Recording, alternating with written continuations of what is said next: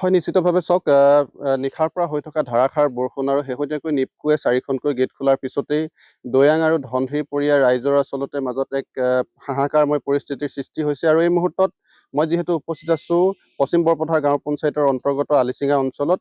এই আলিচিঙা অঞ্চলত আমি প্ৰথমতে দৃশ্য দেখুৱাইছোঁ যে এটা মূল পথত আমি যিহেতু উপস্থিত আছোঁ, এই মূল পথটো সম্পূৰ্ণৰূপে ধনশিৰি নদীৰ যি বাঢ়নী পানীত সম্পূৰ্ণৰূপে বুৰ গৈছে আৰু এই আলিচিঙা কটবিল অঞ্চলৰ 12ৰ পৰা 13টাকৈ পৰিয়াল ইতিমধ্যে জলমগ্ন হৈছে বুলি আমি জানিব পাৰিছোঁ। ইতিমধ্যে পৰিয়ালৰ যিসকল লোক, এই লোকসকল জলবন্দী হ'ব লগা হৈছে আৰু আমি ND24 দৰ্শকসকলক দেখাইছোঁ যে এনেধৰণে ওখ চাপৰিত যিসমূহ আচলতে পশুধন, সেই পশুধনসমূহ আনি এনেধৰণে স্থানান্তৰিত কৰা হৈছে আৰু ইয়াৰ যিসকল জনসাধাৰণে তেওঁলোকৰ যিসমূহ আচলতে ঘৰুৱা সা সামগ্ৰীসমূহ ইতিমধ্যে উক্ত স্থানৰ পৰা স্থানান্তৰিত কৰিবৰ কাৰণে ইতিমধ্যে তেওঁলোকে যত্ন চলাইছে।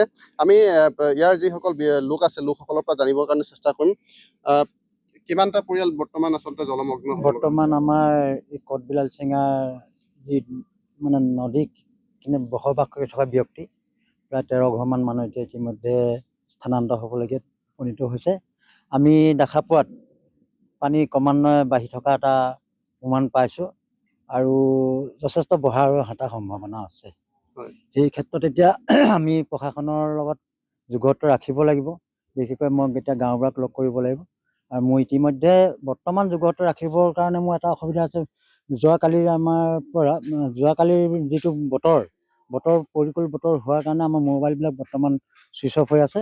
আমি কোনো ধৰণে কাৰো লগত এটা সংযুক্ত ৰাখিব পৰা নাই। হয় আৰু আমি আৰু লোক আছে ইয়াৰ স্থানীয় লোক, তেওঁলোকৰ পৰা জানিবৰ কাৰণে চেষ্টা কৰিম।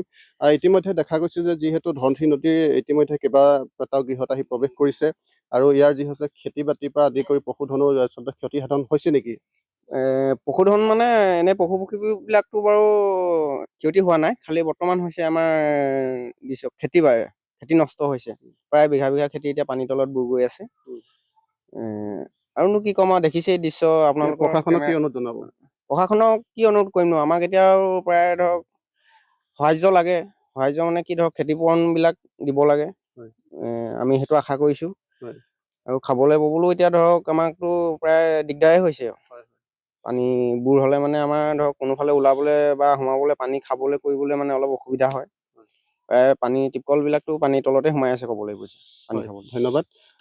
ইতিমধ্যে আমি আৰু এটা কথা ND24 দৰ্শকসকলক জনাব লাগিব যে এই যি আচলতে আলিচিঙা কটবিল যি অঞ্চল, এই অঞ্চলটো এতিয়াৰ পৰা প্ৰায় 3 মাহৰ আগতে আচলতে জলমগ্ন হৈছিলে আৰু তাৰ পিছতেই প্ৰায় 100ৰো অধিক পৰিয়াল আচলতে ইয়াত ধনশিৰি নৈৰ পানীত আচলতে সৰ্বশান্ত হৈছিলে আৰু এতিয়া পুনৰ যিহেতু আচলতে এই অঞ্চলটোত বানে আহি বিধ্বস্ত কৰিছে, ইয়াৰ পিছতে এই পৰিয়ালসকলৰ মাজত এটা হাহাকাৰময় পৰিস্থিতিৰ সৃষ্টি হৈছে। তেওঁলোক ক'লৈ যাব, কেনি যাব বা কাৰ ওচৰত হাত পাতিব, এনেধৰণৰ এটা পৰিস্থিতিৰ উদ্ভৱ হৈছে। তেওঁলোকৰ যিসমূহ আচলতে কৃষিভূমি যিহেতু আৰু কিছুদিনৰ পিছতে ধান মেলিব বা ধান গজিব, তাৰ পিছতেই সেই কৃষিভূমিসমূহো আচলতে ইতিমধ্যে সম্পূৰ্ণৰূপে পানীৰ তলত বুৰ গৈছে আৰু ইয়াৰ বাবে তেওঁলোকে ইতিমধ্যে প্ৰশাসনক অনুৰোধ জনাইছে যাতে প্ৰশাসনে তেওঁলোকৰ বাবে এটা বিহিত ব্যৱস্থা গ্ৰহণ কৰে।